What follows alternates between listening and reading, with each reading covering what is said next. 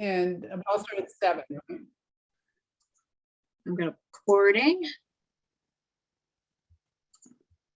All right, so let's just do a little housekeeping and welcome first. So good evening, everybody, and welcome to the Lupus Foundation of America Chapter Network's Let's Talk About It webinar series. My name is Cindy Meserly, and I am the CEO of the Lupus Foundation of America Philadelphia Tri-State Chapter. We represent Pennsylvania, South Jersey, and Delaware. So welcome to all of our tri-state peeps and from everyone around the country, because it's so fun to see everybody. Each month, the Chapter Network gathers together for this Let's Talk About It program to discuss important topics related to lupus from experts across the country. And tonight we will be discussing lupus in the skin with our local expert and national expert, Dr. Victoria Werth. Before I introduce our presenter, I just want to remind everybody the information provided in this webinar is for general information and educational purposes only, and it is not a substitute for your physician's advice. The views expressed by our webinar presenter are those of the presenter and not necessarily those of the Lupus Foundation of America. Tonight's webinar is being recorded and will be available through your local chapter shortly following the program. And if you have any questions during the program, please type them, put them in the chat or the Q&A, and we'll get to as many questions as we can throughout the program. Please do note we cannot address specific diagnostic or treatment questions, and you really should contact your physician directly following this program if you do have very specific questions that certainly may come up as the content is presented. If you do have further questions unrelated to tonight's program or topic and want to learn more about lupus programming and events in your area, please reach out to your local chapter, or you can certainly reach out to us directly in Philadelphia at info@lupustristate.org, and we'll put that in the chat for you all.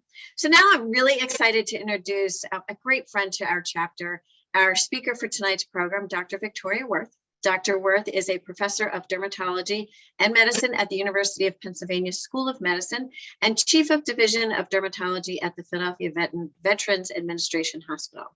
Dr. Werth earned her medical degree at Johns Hopkins University School of Medicine in Baltimore, Maryland. She completed a residency in internal medicine at Northwestern Memorial Hospital in Chicago, Illinois, and dermatology residence and immunodermatology fellowship at New York University School of Medicine in New York. She joined the faculty at the University of Pennsylvania in 1989 and has developed an internationally recognized program in autoimmune skin diseases. Dr. Werth is also a member of the Lupus Foundation of America's Medical Scientific Advisory Council. We're extremely grateful for all of the incredible work you do, Dr. Werth, at the national and local level. Thank you for being with us tonight. And with that, I will turn it over to you. Well, thank you very much, and it's great to be here. And I have to say, one of the advantages, I guess, of Zoom is that we can be together even if we're in different parts of the country, and I think that's really neat. So I'm going to just go over some of the different subtypes of lupus and then talk a little bit about treatment and some new developments.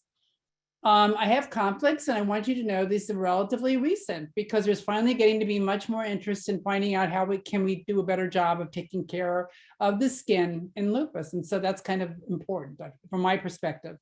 And then also I've been involved with developing an outcome measure called the CLASI that's been used in numerous international trials to look at skin outcomes. So I want to start out by saying that skin lupus is a little complicated because sometimes there are lesions that we call lupus specific, and what those would be discoid lupus or subacute cutaneous lupus or acute cutaneous lupus with a butterfly rash. And a biopsy of any of those can look fairly similar and but would be able to be identified as being related to connective tissue disease. Having said that, what's also important to know is that lupus is not the only thing that can give the same biopsy. There are other diseases very close to lupus that can do that as well. So it is important to think as a physician, I have to look at the patient, I have to look at the biopsy, and then I put them together clinically to figure out what's the most likely diagnosis. There are also lupus nonspecific lesions, which means that if you did a biopsy, you wouldn't necessarily think it was lupus, but it can be associated, things like hives, vasculitis, libido, and those are all things that can happen in association with lupus or on their own or with other diseases. So these are the different types of skin lesions that we see most frequently. There's chronic cutaneous lupus, and that is a little bit of a wastebasket, meaning that it includes patients who have discoid lupus, which can either be localized, that would be on basically head above the neck and in the scalp. Generalized means above and below the neck. And then hypertrophic just means that it's a little bit thicker lesions and can look a little different, but basically the treatment and approach is very similar. And those are all lumped together under discoid lupus. And then the next thing down here is lupus paniculatus, inflammation in the fat, and then tumate lupus, which is yet a third type of cutaneous lupus, which again is lumped together under chronic cutaneous. And then subacute cutaneous lupus, it looks more like psoriasis, or it can look almost like annular or polycyclic type lesions. And those are also lesions that we see that are really lupus specific lesions. And then acute LE, which we see in the butterfly rash, or also on the arms and legs or the chest or back, and that's photodistributed erythema. So you can see this is a little bit complicated, and thus it's really helpful, I think, to be able to have this discussion, because I'm sure there'll be other questions that will be coming up. So when Dr. Werth, sorry, let's do that poll to see the type of I like lupus. that idea. Yeah, and then you'll see who's in the audience out there. So we're going to launch a quick poll to see what type of lupus you have, and maybe you don't have lupus, but take a quick minute and take a look at this. You should all be seeing it. And then we'll share those results momentarily.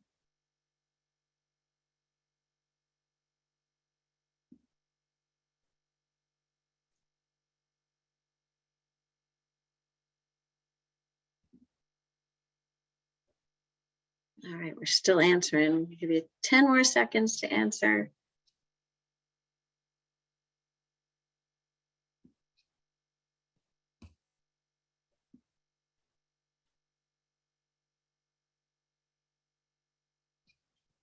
Are you getting some? All right, yeah, let's go. Let me share these results and everybody will be able to see them. Okay, yeah, that's right. That's, yeah, so primarily SLE, a little bit of CLE in there, a little bit of mixed, and some of you who don't have lupus. So we got a little bit of everything out there. Yeah, but a third of people who have skin kind of predominant potentially, or at least SLE with skin. And so, and so also people with SLE get skin involvement as well, or it might be photosensitive. So I think this is really good, helpful for me to know, who's listening. Great. So when we talk about what the prognostic significance of cutaneous lupus is, it's important to think of it as really a spectrum disease. And, we make it look easy. It's either skin disease, or on the right-hand side, systemic disease. But the reality is it's really a spectrum where many people have skin, but also might meet some criteria for systemic lupus. And it's not so, you can have a little joint inflammation, maybe a little pleuritic chest pain, but have predominantly discoid lupus, paniculitis, or tumate LE. And those are more likely not, people with those manifestations are less likely to have systemic lupus, whereas those who have more generalized above and below the neck discoid lupus or subacute cutaneous lupus are more likely to have some systemic lupus. And then the people who have butterfly rash, acute cutaneous lupus, or what we call these lupus nonspecific lesions, are more likely to have systemic disease. So it really truly is a spectrum. And I'm going to just show you some examples. So this is discoid lupus, where you can appreciate that there's really a lot of characteristics here of erythema. There's dyspigmentation, there's some scarring.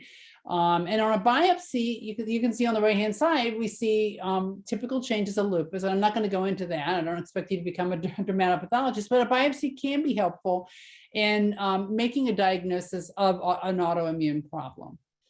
You can often see in the ear some discoid lesions, and you can see in the scalp here there's some involvement. So these are very typical areas for discoid lupus.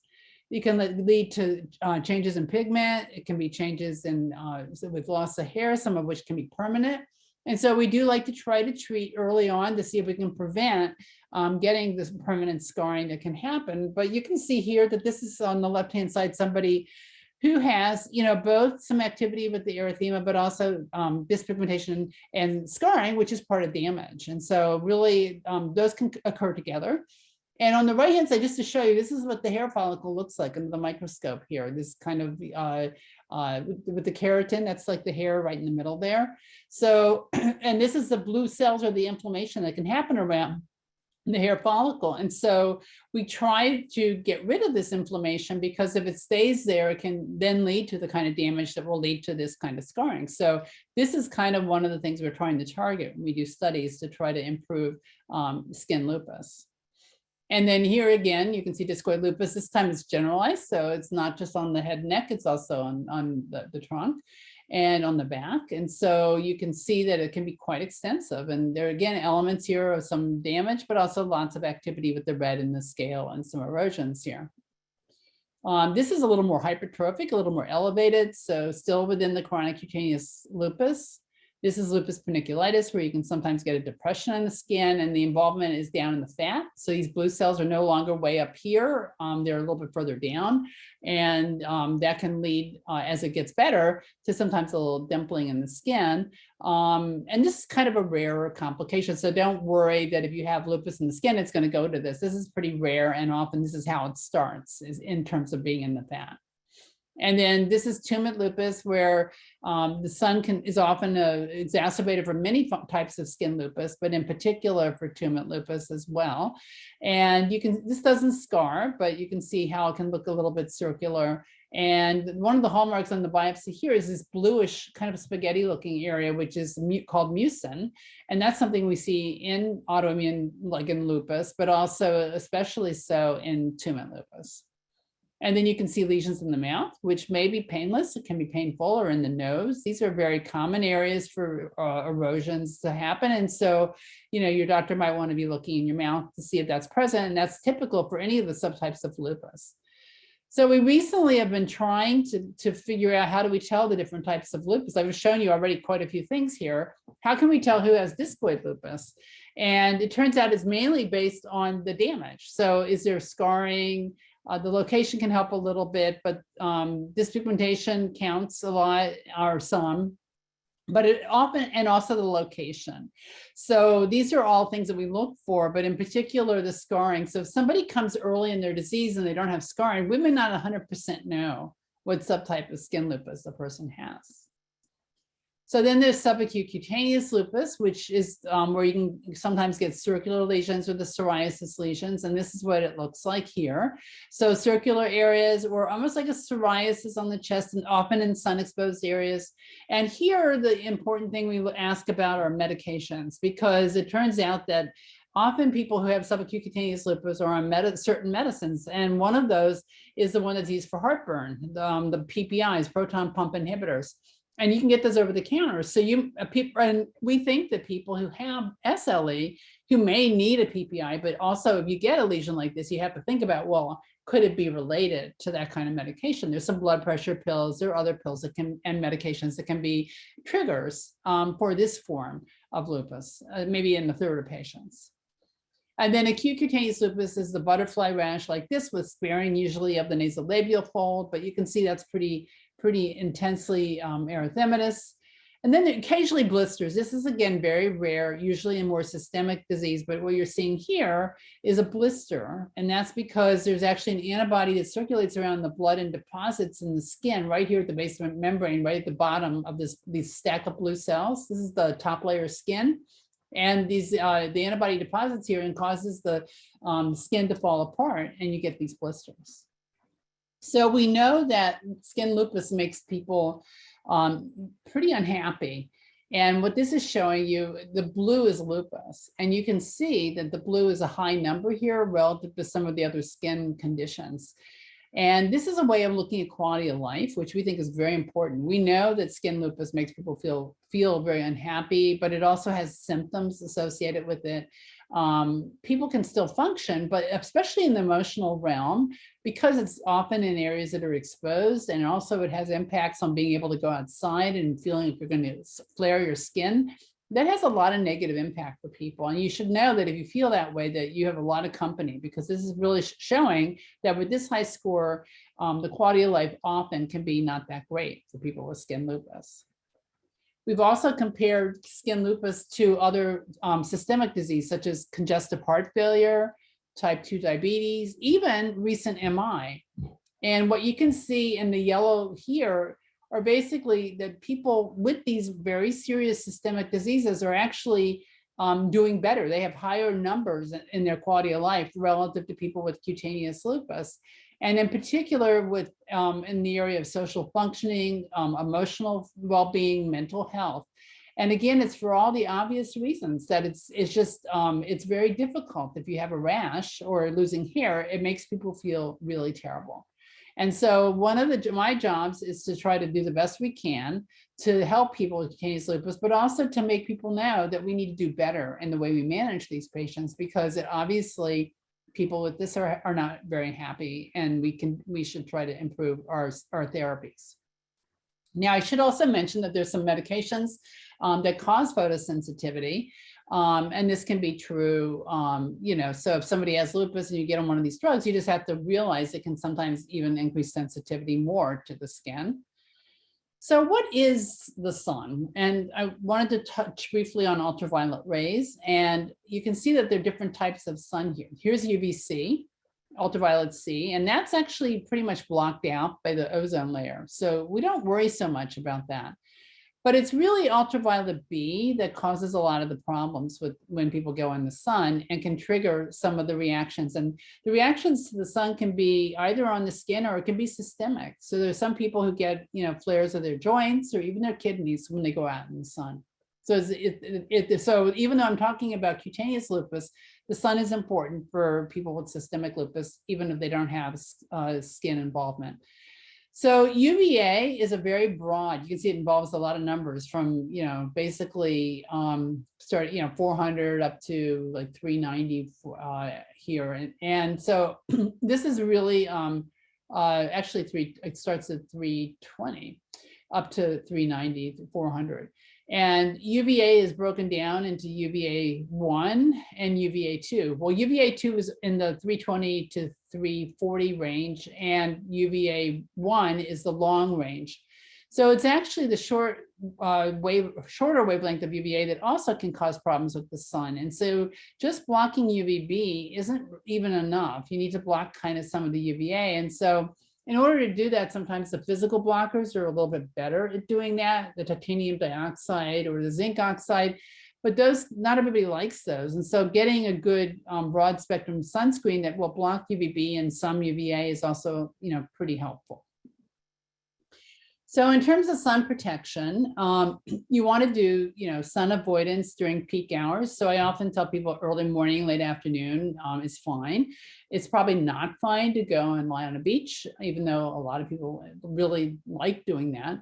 And also to realize that when you're under an umbrella on a beach, that about 60% of the sun can bounce off the water or the sand and come under the umbrella and cause problems. And so it's very important to understand, that even though you think you're in the shade, you might not actually be in the shade in terms of the amount of light that can get to you. So wearing sunscreen under umbrella and being outside more early morning, late afternoon will be better for people who know that they are photosensitive or that the sun makes their lupus worse. Now, sun protective clothing is also very, very helpful. And you can, that can be kind of expensive, but some of them come with pretty good SPFs. In other words, they really have good protective factor, and they might even have a rating. And what that allows you to do, and some of them are long sleeve, but pretty not so heavy. And so that might allow you not to have to put on the sunscreen all over your body, but just to wear that on top. And that can really be kind of helpful in some ways. Broad rimmed hats are good. And then another approach is to use this RIT SunGuard laundry treatment UV protectant, which one wash cycle lasts about 20 washings, and that gives you an SPF of 30. The reality is that you probably need more like an SPF of 60 or higher when you have lupus, because although 30 works really well if you're trying to prevent skin cancer, it turns out that, and that blocks probably 97% of the light. It's that other 3% though, for people who have lupus or photosensitivity, that you still need to be able to block even better. And so that's why we think somewhere even 70 to 100 is better in terms of SPF. So another thing to mention is that we do have some patients who have who go and get acrylic nails put on, and they might actually have them placed where they have UV light put there in order to have the acrylic work. Excuse me. And so what you're seeing here is that that light actually can cause lupus in the area that the light is hitting. And so you want to be kind of a little bit careful and probably not go for that kind of treatment if you have lupus. It's another way of getting UVB exposure.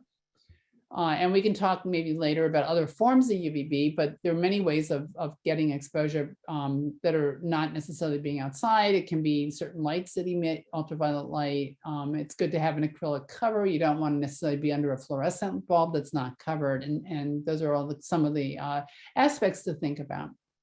Now, I wanted to mention about sunscreen because there was last year a little bit of discussion about a possible carcinogen that was in some of the sunscreens, and you might be aware of that. And there were certain brands that were of concern. And what I want to tell you is that a lot of them are more the aerosol sunscreens, and those probably don't work as well. And plus, it's not that great to inhale the aerosol.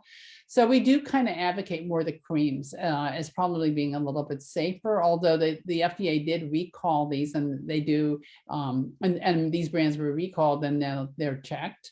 But then there was yet another, and so this is just showing you that there were a number of different batches that have been tested, and about a quarter of them had some benzene. Some of them were very low, but others were higher. And so, it's important to realize that that was monitored, and, probably, again, better to use the creams. It turned out the problem was more with the gels and sprays and lotions than with creams. And so this is just saying that many of them had some of these batches had pretty low levels of benzene, but others had very high levels. So, again, just to be aware. And there was actually a website that you could go on to see where there were problems in sunscreens. But again, they've been recalled, and I would say the most important thing is to use them in terms of the lupus. And the benzene is not going to be in the creams to any extent. But these are some of the brands to think about here. All right, so that's my lecture about sunscreens. I do, Dr. Werth, let's do a quick poll about sunscreens and see what our audience is doing regarding sunscreens. So we just launched that. So take a moment, tell us how you use sunscreen. Are you doing it every day, most days, some days, rarely? What is sun protection?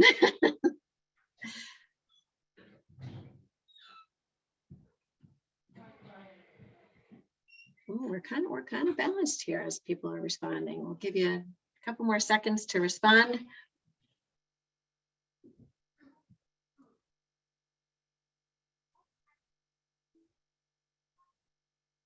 All right, let's share these results. Lots of sunscreen use happening, not every day, but certainly frequently.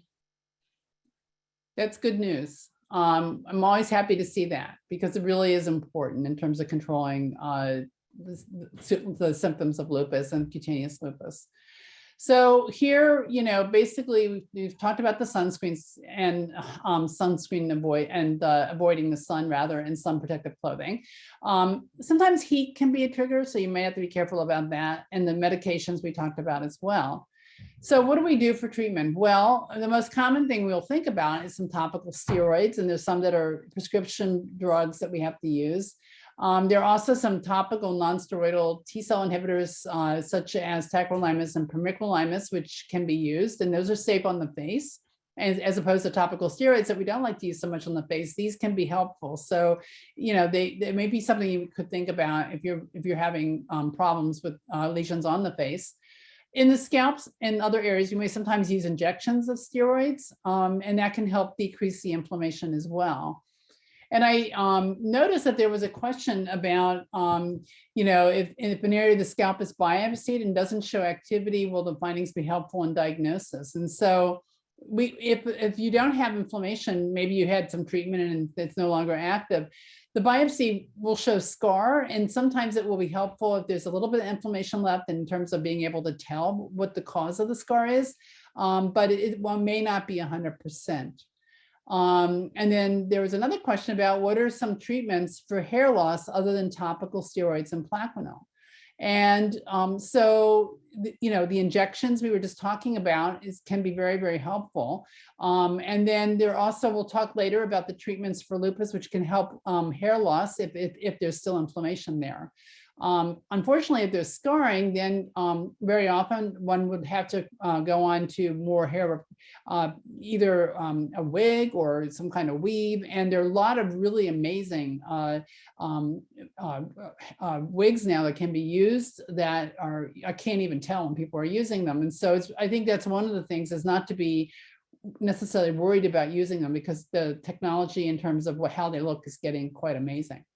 So in terms of treatment, then we've talked about the injections of steroids, and I can tell you people get really tired of topicals. So this is showing you that if somebody prescribes a topical, they start out using it, but pretty quickly, the use kind of drops down a lot and stays down. And it's not just because they're doing better, but because it just gets tiresome to put on all these creams. And so, there's a need for getting to treatments that people can want to be on for longer.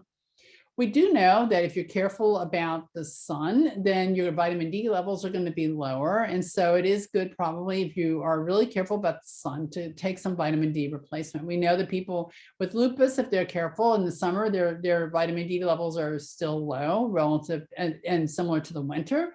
Whereas if you look at other people in the summer, of course, their vitamin D levels go up. And so some kind of replacement vitamin D, if you're really diligent, and drinking milk, or just making sure you get vitamin D could be helpful. And your doctor could check a vitamin D level in your blood to see if it's low. So in terms of what do you do now if you don't want to use the creams and the injections or topicals aren't working? So the first step would be antimalarials, and that is typically hydroxychloroquine or Plaquenil. So we know that about 55%, maybe half of people who need to go on hydroxychloroquine get improvement, and that's not as much as we would like. So this is telling us that we need better treatments, and we often have to advance to other treatments.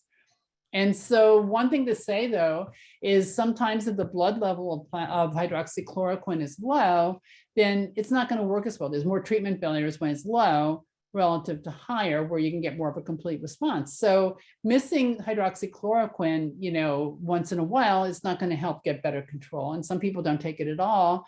When we look at studies that have actually measured hydroxychloroquine levels in the blood, it's often found that their levels are really low. And that's telling us that people really are not taking it. And there's a lot of reasons not to take it. But the problem is, if you're not taking it, then your doctor might think it's not working and that they have to advance to other therapies, and that would not necessarily be needed. So it is important to take it to make sure that it's not working.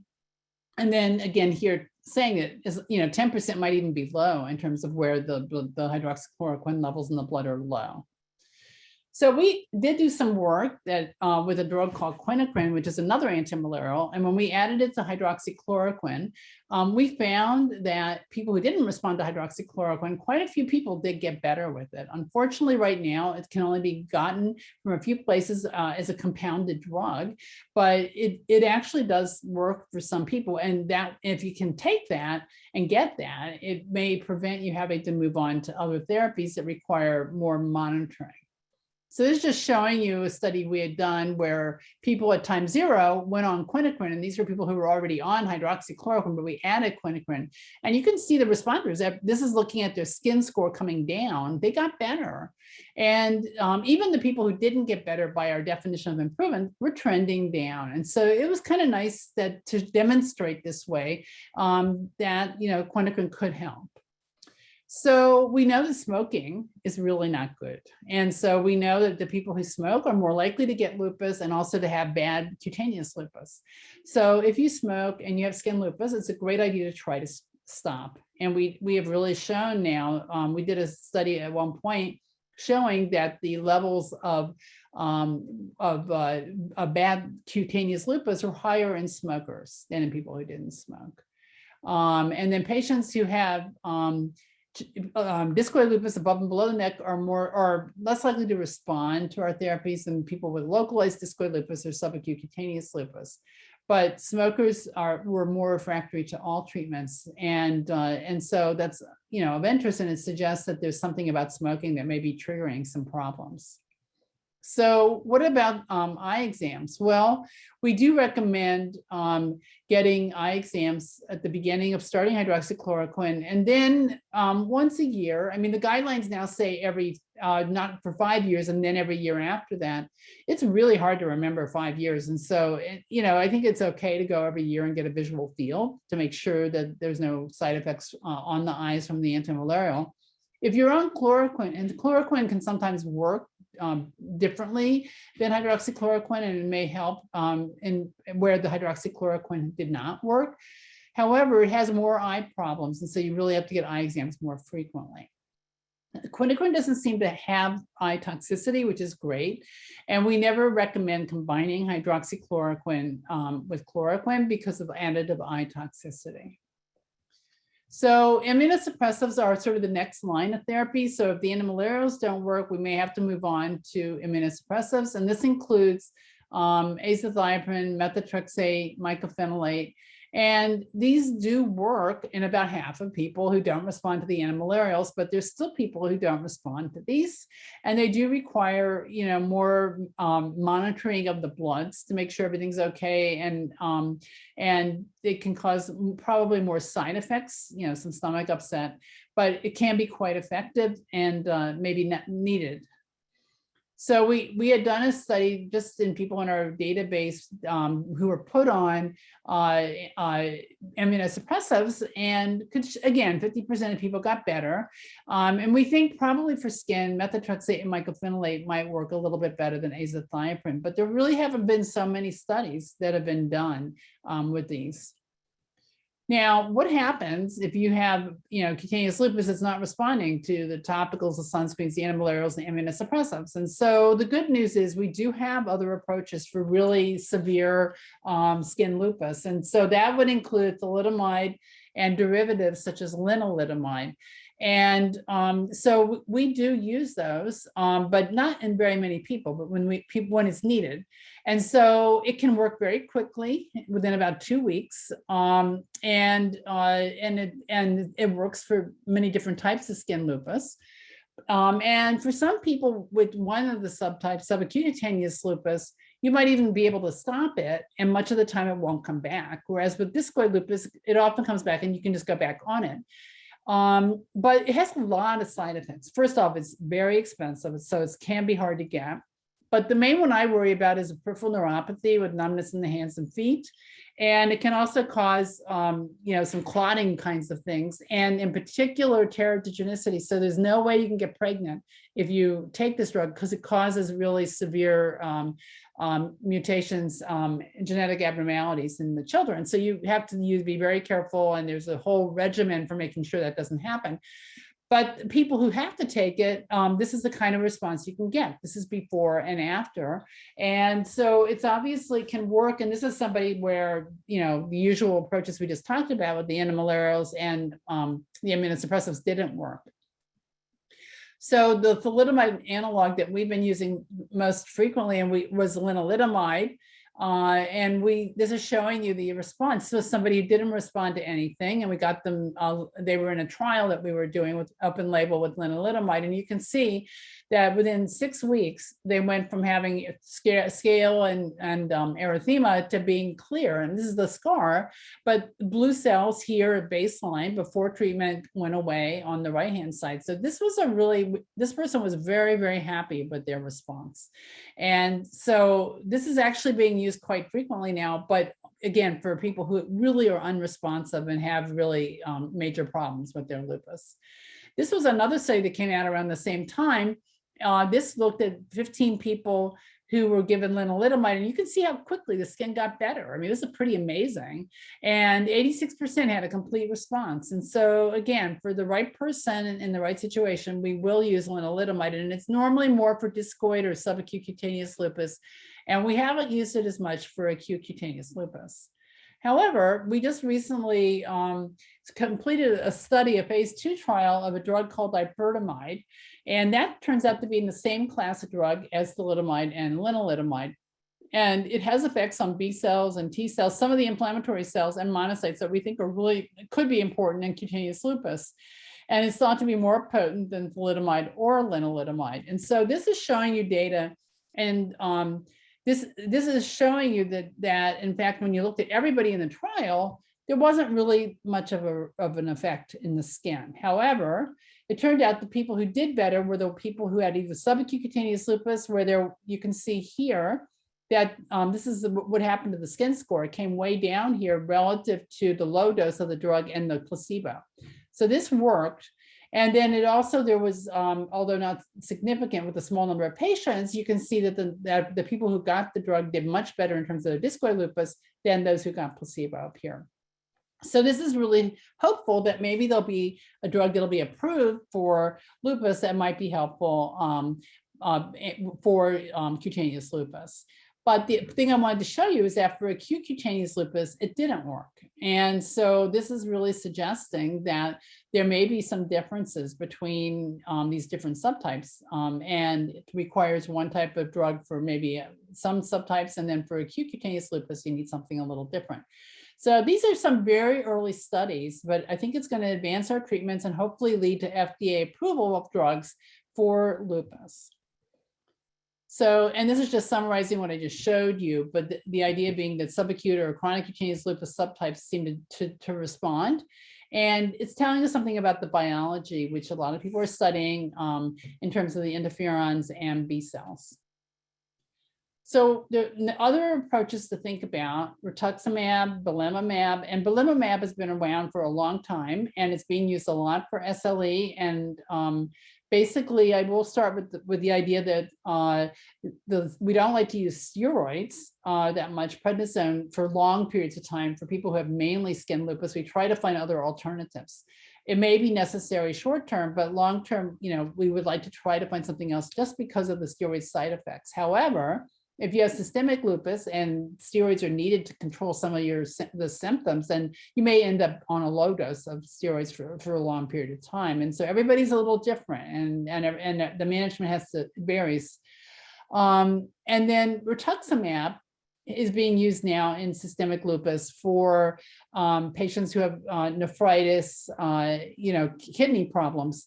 But I would say we don't tend to use it so much for skin. And in fact, we've seen some people get skin lesions for the first time after they got rituximab. And so this is just telling you some of the details of this paper I'm citing down here. But sometimes you need rituximab, but it's important to know that there might be a side effect of getting worsening or new onset skin lupus. So with bilimumab, this is the one that I think a lot of people are familiar with because it was really the only new drug in many, many years that came out until very recently. We now have a second new drug for kidneys, but this drug got approved for kidneys pretty recently, but it was being used particularly for joint and sometimes for skin. And so they did a trial that showed that 37% of people had improved when they got this drug versus the placebo, where there was like about 10% lower response rate. And what this is showing you is when you break it down that the rashes did get a little bit better with bilimumab, but we don't really know what type of rashes the person had. And we haven't had formal studies for skin lupus. And it also shows that there was some improvement with the arthritis. And so that's another reason why people are frequently given bilimumab. Now, what about other new treatments? Because this is going to be an area that's going to be extremely exciting going forward for cutaneous lupus. And we also have a new drug, anaprolimab, that's been approved for systemic lupus, and it worked in skin. And that's going to also be something to think about. And we have more to learn about who it's going to work in. Is it going to work for discoid lupus, subacute cutaneous, or acute cutaneous? We don't yet know. So there's more work to go, but this is very exciting to have another option. And this drug is working by blocking the type 1 interferon, so that the receptor, so they can't bind to the receptor, the interferons, and it dampens down the immune system. There's some newer approaches, one with anti-BDCA2 antibody, and what that does is it blocks the plasmacytoid dendritic cell, which we think is important in many people with cutaneous lupus. And then there are many, many more approaches in the pipeline. So here's anaprolimab in the phase 2 trial, and you can see before and after. So clearly the skin got better. And this is looking at the skin score. In placebo, you can see it got a little bit better placebo response rate, but then it kind of leveled off during the trial. And these are the 2 treatment doses. You can see people got much better when they got the 2 treatment doses relative to placebo. So that about, this is looking at the patients who had 50% improvement in their skin score when they had moderate to severe skin disease. So this is pretty encouraging. This is how well the drug worked. The interferon in the blood, the signature that would drive certain genes, goes all the way down with the when you get the antibody against the receptor, and then it comes back up again after the trial's over. So it's doing what it's supposed to do. And then they went on to a phase 3 trial that got published in the New England Journal, and this was about 2 years ago now. Hard to believe it's been 2 years. And what this is showing is that there were twice as many responders. So the group who got the drug, the anaprolimab, is in red here. And you can appreciate that twice as many people at 12 weeks, which was the endpoint for skin, got better relative to the placebo, where they didn't get the anaprolimab that blocked the type 1 interferon. And so this is, and it's complicated to do these phase 3 trials because they usually have to be really all over the world, and it's much harder to control who goes into the trial. And yet they were able to show a difference. And so this is very encouraging, and this led to the FDA approval for SLE.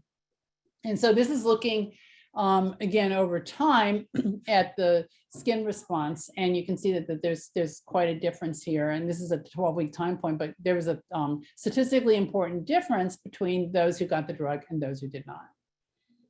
So in terms of the plasmacytoid dendritic cells, that's a type of inflammatory cell, these nice little pink cells that are in the skin in a lupus patient.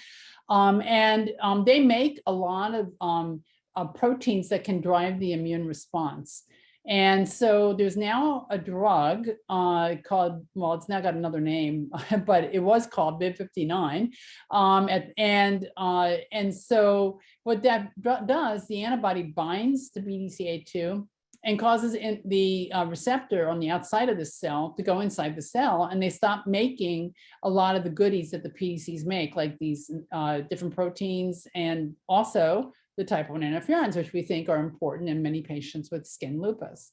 And so this drug has been tested in a phase 2 trial. Initially, this was their phase, actually early trial, where they only gave 1 dose of the drug sub-Q and here, and then they did a biopsy before they got that 1 drug. And then at week 4, 1 month later, 1 injection later, you can see that all these pink which was the type 1 interferon upregulated protein, when you get rid of the PDC, you get rid of that protein. And so these people got better. The armies are a responder, and their skin score went from 9 to 0. So you can see that many people got much better. Not everybody. Here's somebody in red who did not get better, and you can see that the pink didn't go away. And so what this is telling us is that this might be a really interesting approach with 1 injection to have such a big change in the skin is really quite remarkable.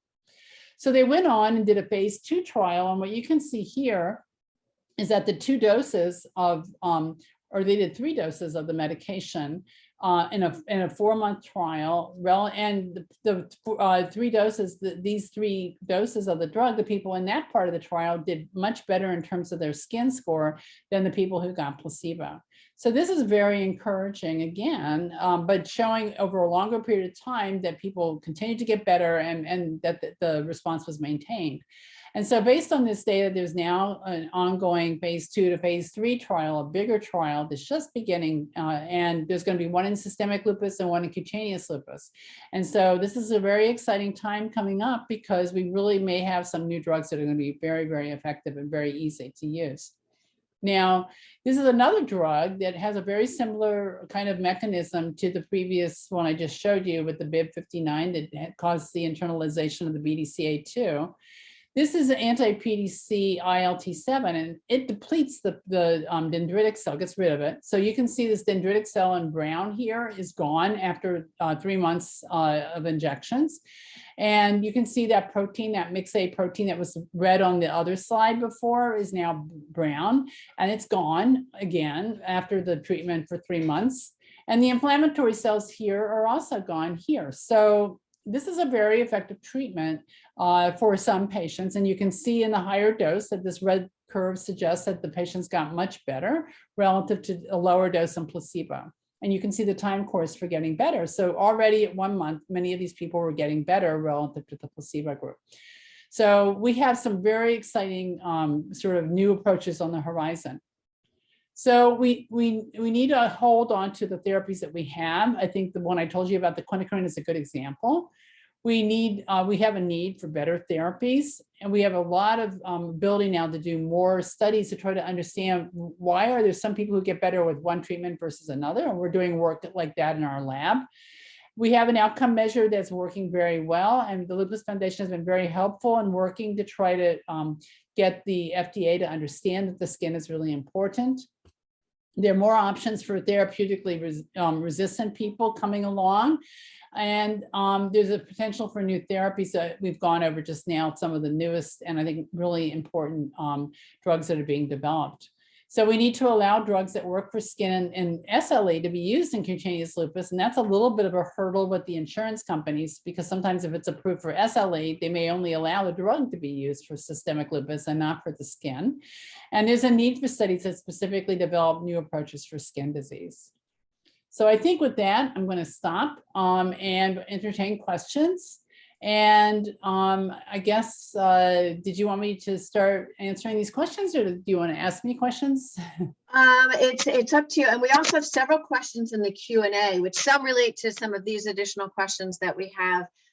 Some are separate. So let's start with these, and then we'll jump into the Q&A. We've got about 15 minutes left, so I think we've got time to cover several. So, and you have answered actually some of this, but I think one of the things that comes up is, at what point do you recommend somebody who may have some skin involvement to get from, if they're seeing a rheumatologist, to get to a dermatologist versus a primary care, and that interaction, and who mainly treats the skin involvement?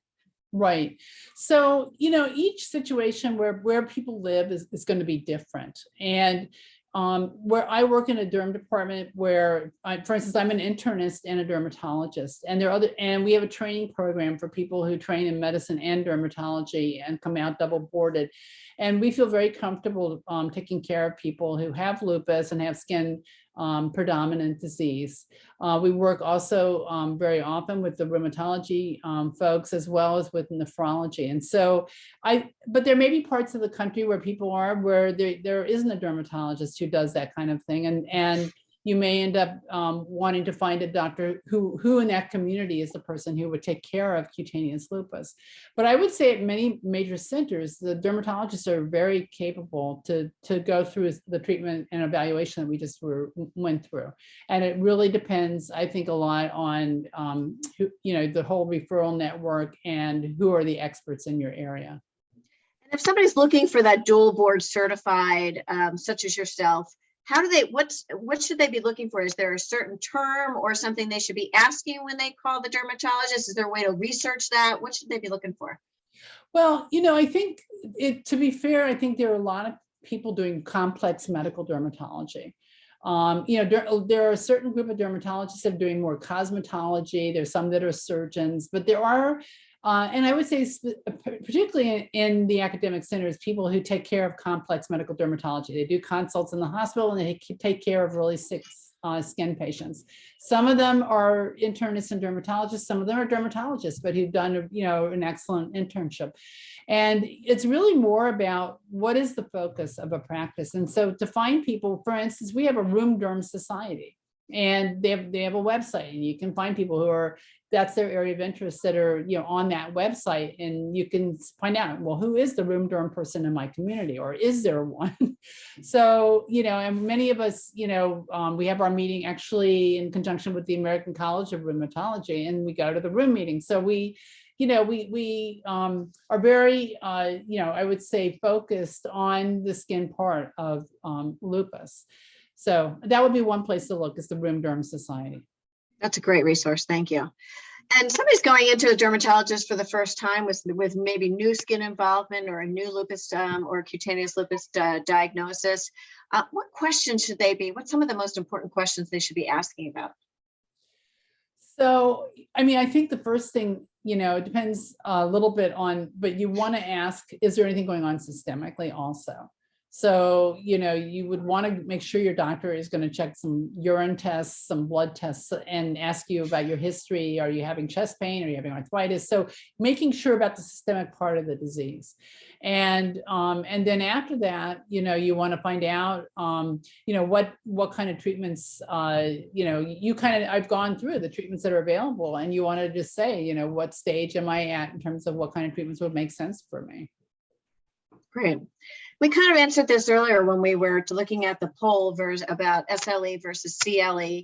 How common is the prevalence of both, or the separation of the two? Do you typically see in your practice? Right. So, I mean, I think it's commonly said that about 70% of systemic lupus patients have some form of skin involvement. And so it's very frequent for people with systemic lupus to have skin. So the other way of looking at this is how many people with cutaneous lupus meet criteria for SLE. And, overall, maybe 20%. And a lot of people, some people may progress. And what we do is if somebody has cutaneous lupus, we do, depending on their other symptoms and what the blood tests are showing, we will still once a year check labs and a urine test to make sure that the disease hasn't progressed to more systemic disease. But a lot of people, 80%, don't progress. And in fact, if it's a localized disease, cutaneous lupus, maybe it's even 5%. So the risks are not that high for people who've had their cutaneous lupus a long time, but you still need to be monitored to make sure that nothing is changing. Yeah, good point. When you talked about the nails and the UV light, and we know so many people who have issues with the sun, or in some very severe, UV light issues and things like that. But you mentioned the manicure light, which I thought was, oh my gosh, I would have never thought about that. Are there other normal types of lighting that we should be concerned about with protecting our skin against? Sure. So it turns out that glass is pretty good at blocking UVB, but not UVA. And so, there are people who get, even like with a copy machine, there can be some, UVA that can cause problems. I've had patients who go to the dentist and maybe the light is not covered in a way and they get flares after getting dental work done. So those are the kinds of things to think about. And even going on a car ride, you're not going to get UVB if the windows are up, but you might get some UVA too, and still get some toxicity from that. So fluorescent lights, they can cause problems. There is some exposure there. So, it's good to be aware of, and not to be you don't want to be in the dark, but you just want to be aware of where the most exposures are. Usually if the light is far enough away, it's not going to cause problems. And I think that goes right into our next question when you were talking about sunscreen and how important it is. And we always think of that in the summertime, but so the wintertime isn't often what we're thinking about. You run out for a few minutes, but even, I hear you saying every day, you think about, are you sitting in your car? Are you sitting in your window at work where you're getting natural light all day long, or even under a UV light? That sunscreen is just so important no matter where we are and what we do. That's correct. And so you do want to be, careful. I would say you do want to wear it, but it's not going to be the same level of intensity of worry as you have in the summer. Yeah.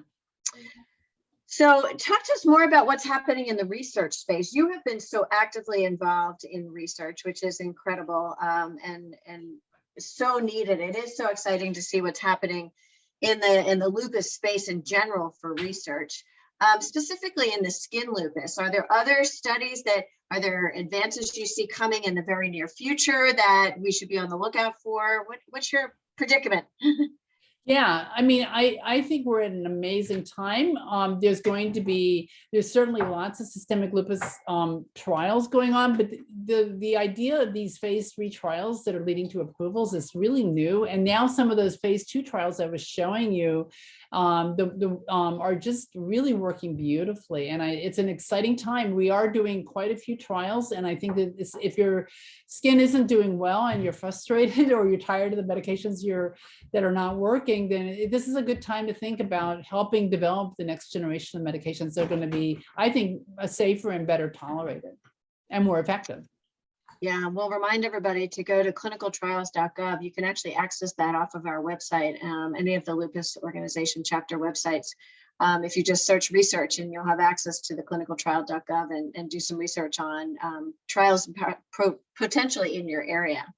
Right. And I'm probably not going to say this next question right. Is polypodium lakotamus extract helpful in protecting against UV rays in the way heliocare does?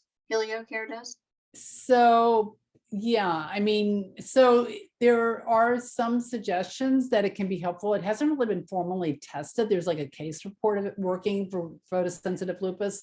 So I don't think we have enough data right now to be able to say for sure that it's actually, you know, what its effect will be. For polymorphous light eruption, which is another form of photosensitivity, it does seem to be helpful, and there were some pretty formal studies with that, but really there hasn't been so much done. So it's not going to probably hurt, but I can't promise you that it helps. Yeah.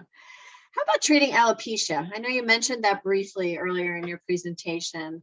Is there something specific that you could point to for people who experience that? So there are different forms of alopecia, and the first thing is to make sure that the alopecia is from lupus, because there are many causes. It can be medications, it can be telogen effluvium just from being sick, you know, not necessarily the lupus, and then there's a generalized kind of thinning of the hair, which can happen in systemic lupus, and usually if you can get systemic lupus under control, then the hair grows back. But if for the scarring or the discoid or forms of lupus, I think you want to treat it as aggressively as possible to try to minimize the inflammation and hair loss and all those. And sometimes the hair will not grow back. If it doesn't grow back, then, you know, I mean, if your disease becomes completely controlled, I mean, could a hair transplant be helpful? I mean, I'm sure there are people that do that, or to go to some kind of hair replacement in terms of, you know, a weave or, you know, a wig. I mean, those can be amazing. So there's no way though, once the scarring happens, to really get that hair to grow, because the follicle gets scarred and the hair can't get through. Can a patient have both the myelin rash and the rosacea? Yeah, that's a great question. Sometimes, you know, it can look a lot like lupus, and a lupus patient can get rosacea, and then it gets very confusing. But yes, you can have both. Definitely seen both. And sometimes you can't tell which one, and then a biopsy can be helpful because they look really different. And what is the best treatment for chilblain lupus? Do you see pediatric patients with cutaneous lupus? Kind of a two-parter. So yeah, so the chilblain's lupus is really not that different from regular lupus. We use antimalarials for that. And it's considered part of the chronic cutaneous lupus. So the treatment is pretty much, and also often worse in the winter time. So hand warmers, keep your hands warm, your feet warm. I mean, those are the usual things that we recommend. So with pediatric patients with cutaneous lupus, I think, you know, there is a subpopulation of dermatologists that are pediatric dermatologists, and they are typically, or a general dermatologist who sees children, are typically the people that might treat cutaneous lupus. And there's a group of pediatric dermatologists now who are specializing in lupus and autoimmune disease. So in the same way that I mentioned about the Med Derm Society, there are pediatric dermatologists that are doing the same thing. Terrific. All right, let's see. We've got time for maybe one or two more questions before we wrap it up. Is anaprolimab used for scalp issues? I think you said you saw a good response in skin, but specifically scalp. Yeah, I don't think we know that yet. I don't think it's actually been looked at that specifically. And as I mentioned, we don't really actually even know which subtype of lupus or how often it works for, say, discoid or subacute cutaneous lupus. So there's a lot yet to learn about anaprolimab. And I think we'll learn more as people become more able to use it now that it's been approved by the FDA. Okay. And I think our final question here is, can chemical sunscreens be ineffective? I often get redness, rashes, even with use. Yeah, I mean, it depends on how they're working. I mean, if the problem is that very often you said chemical sunscreens? Yeah, so you know, the other than, I guess, a natural sunscreen. Right. Or we have the barrier sunscreens like the zinc oxides. Yeah, the chemical Yeah. sunscreens, they come in these different SPFs and they're supposed to be used in a way that's using a fair amount of volume on a body surface area when you apply it. And I think people often put it on not sufficiently or not far enough ahead of time and don't reapply when you need to reapply it. If you've been in water. And so there are many reasons why it might not work. Or again, if you're sensitive more in the UVA range, the sunscreens don't really work quite as well there, the chemical sunscreens. True. I do think we are all guilty of the application errors. Yeah, you You really miss have a to use a spot, lot. we do. You do have to use a lot. I think when you actually see how much you have to use, you're always surprised. So I think we need to wrap it up. We're just at about time, Dr. Werth. I can't thank you enough. I think we have learned so much tonight. And if nothing else, we have learned that not only is SLE as heterogeneous and as diverse among people living with lupus, that CLE is as diverse with so many different subtypes and challenges and everything else. And but extremely important information that we shared. So thank you for being with us tonight. Thank you all for joining the program. The recording will be available in the next few days and you'll be able to access it through your chapter website. You will receive an evaluation for tonight's program, so we do appreciate you taking a moment to fill it out. We really do strive to improve our programming and bring new topics to you based on your feedback. So thank you in advance for helping us with that. And be sure to tune in next month on March 9th for the next Let's Talk About It, which will focus on lupus and employment issues in the workplace. So we'll see you then. Have a wonderful evening. Thank you again, Dr. Werth. Everybody stay safe, stay well, and stay warm if you're in the cold regions these days.